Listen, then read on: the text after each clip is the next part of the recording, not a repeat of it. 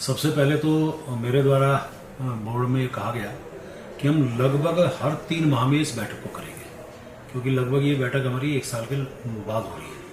तो 3 माह में हम लोग बैठक करेंगे, जो भी बिंदु हमारे सामने है उस पर हम चर्चा करेंगे, यानी कि कोई विषय लंबा पेंडिंग नहीं होना चाहिए।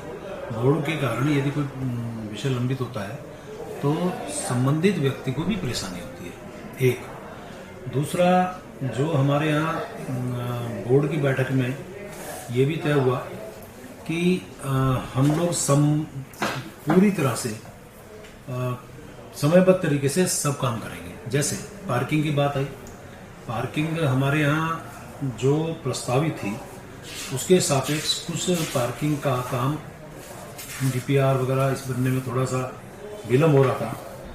तो मेरे द्वारा उनसे स्पष्ट तौर पे कहा गया कि भाई ये इसमें हम टाइम लिमिट तय करें कि कब तक हम डीपीआर इसकी तैयार कर लेंगे, क्योंकि हमारे यहाँ पार्किंग की बहुत बड़ी समस्या खासकर उत्तराखंड में, और लोग बाहर से आने वाले चाहे श्रद्धालु हों, चाहे हमारे तीर्थयात्री हों या पर्यटक हों, उनको पर्यटक के कारण बड़ी समस्या आती है।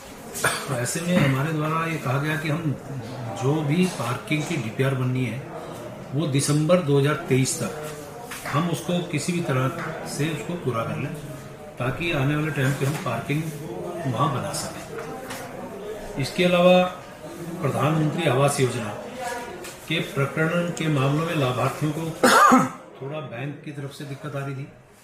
उसमें भी ये कहा गया कि भाई जो लाभार्थी हैं यदि उन्हें किसी प्रकार से दिक्कत आएगी तो जो माननीय प्रधानमंत्री जी का बहुत महत्वपूर्ण ये महत्वाकांक्षी परियोजना है उसमें दिक्कत आए, मतलब एक दिक्कत आएगी, तो उसके लिए भी जो बैंक्स हैं उनसे बातचीत करने का